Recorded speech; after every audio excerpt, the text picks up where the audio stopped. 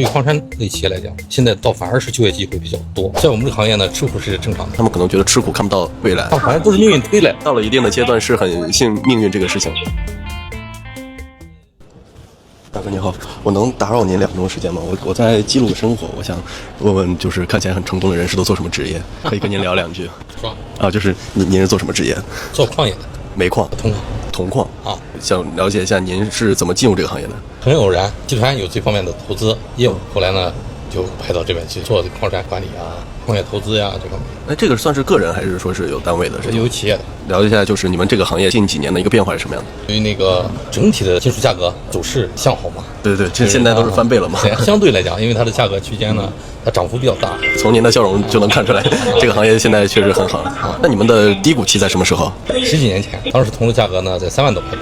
现在的铜的金属价格呢是在10万左右。你们自己分析这个价格为什么会涨幅这么大了？国际和国内的专业机构都给出了结果，国际市场和国内市场它的铜的需求是大幅度增加的。未来的 AI 也好，还是电力投资、新能源各个方面对铜的需求都特别的大，未来的供求还是有一定的缺口的。所以你们相当于是最上游源头。对。但是前期勘探这个铜的这个时候也是有风险的。风险勘探嘛，当时投入也很大。这2年呢，说句心里话，感觉是比较好了，但是由于之前的投入太大，这2年呢也实际上在逐步的、慢慢的在收回投资。那你们海外也在投？我们没有在海外，主要就是国内。因为看我视频的年轻人也很多嘛，你有什么忠告或者一些建议给到他们吗？根据您这个职业生涯的这么多年来说。对我来讲呢，一直是做这个行业的。从这个行业来讲，我觉得未来还有几年的发展周期，甚至会更长一点的时间。但对其他的行业呢，我不是特别的了解。就目前的年轻人来讲，现在整个的专业机构给出来的，要么就是在 AI 这方面应该有很多的机会，新能源 AI 这方面是在搞。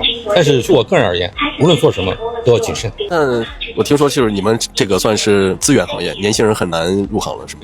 不，准确来讲，我个人觉得，对矿山类企业来讲，现在倒反而是就业机会比较多。矿业企业呢，这2年呢，不论是贵金属也好，有色金属也好，还是煤炭行业，总体来讲，矿业企业呢，这2年的发展势头都不错。而且呢，国家对矿业企业的管控的要求也越来越高，监管更严了。那么这样子呢，就给从事相关行业的年轻人提供了很多的就业的机会。而且呢，这个行业呢，有很多人不太了解，好像觉得是不是得有钱，不是很容易就职。但是反正我觉得这个行业呢，从整体的收入待遇啊各方面来讲，我觉得都是非常高的。而且呢，我觉得未来从产业升级和管理升级上，都需要更多的有知识的年轻人进入这个行业。你们现在跟 AI， 比如说人工智能有哪些方面结合？在逐步走。对我们来讲呢，我们这个行业呢，安全的要求特别高嘛。先从机械化，同时呢，伴有这个智能化。机械化程度越高，智能化的程度越高，对矿业企业来讲呢，它的安全风险系数就越小。这也是未来国家引导这个矿业企业往整体的发展方向。我其实前2天跟一位大哥在聊，他说，其实现在 AI 时代，他觉得他现在逐步的要跟年轻人靠拢，要跟年轻人学习，觉得现在有点跟不上时代了。对，你有这样的感觉吗？完全有，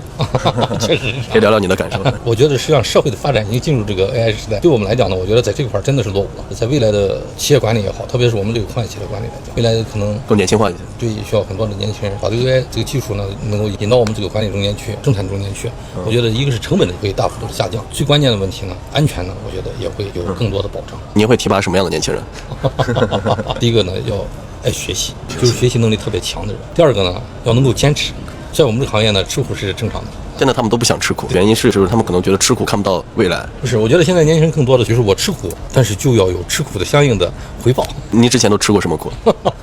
我听说你们这个行业以前都是，比如说就要住在矿里，环境很艰苦。对，那矿山在什么地方？比如说我们以前的有一矿山就在海拔4000多，凡是有矿的地方，反正自然环境都不会很好。石油行业也是一样的，就是这个道理。您是怎么一步步，比如说做到现在算是管理层，还是可以分享一下这个职业生涯的一个道路？好像都是命运推出来的，也有努力，但是我觉得更大应该来自于命运的安排。到了一定的阶段是很信命运这个事情，也不能说全信吧，但是有一定的因素在这里。刚才聊到 AI， 他们都说 AI 现在算是第4次工业革命嘛。对，我想知道就是您的孩子应该在上大学，孩子也工作了，您是怎么培养他的，怎么教育他的？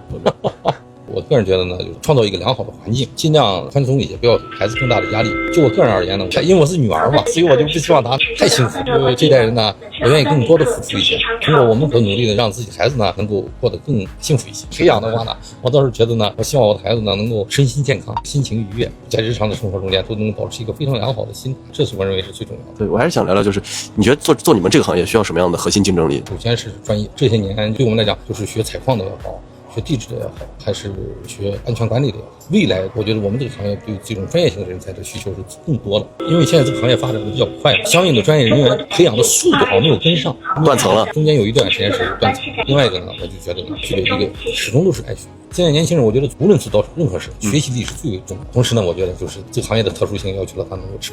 所以您当时进入这个行业是因为学这个专业？不，外行。哦，外行。最后一个问题，给您现在的生活1到10分打个分。打一个7分吧。还有3分呢？无论是任何一个行业，好的也好，不好的也好，在过程中我觉得都需要不断的努力。就是好的行业，如果你不努力，可能也会，我刚才说了，毕竟我们之前的对这个行业的我们的投入太大，现在呢只是在回收期。另外呢，我希望能够创造，无论是个人也好，还是企业也好，还是给国家也好，给社会也好，创造更多的回报。你们这种一般投资在多少？很多。我们这个企业在这个行业里面有个小10个亿了吧，差不多。就投入一个项目啊，开始做风险勘探的时候，10几年前、20年前就开始布局这个事情。那个过程中交的学费太多了，可能10几年后、20年后才有收益，这周期是比较漫长的。所以你们其实也算是一种厚积薄发了。我还是那句话，运气的成分很大。那房地产会影响你们行业吗？不是特别大，它和钢铁不一样，主要是AI的电算呀、电力的增值、智能化的汽车呀等等这些方面对我们有。了解。好，谢谢您，谢谢您。